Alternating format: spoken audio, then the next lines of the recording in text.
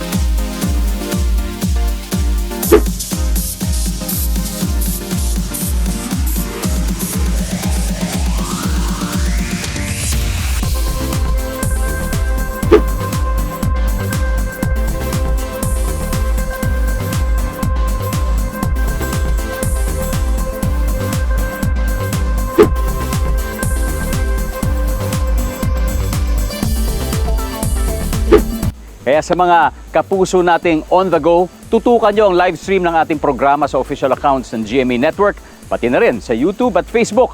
At mag-comment din kayo sa ating mga kwentong amazing.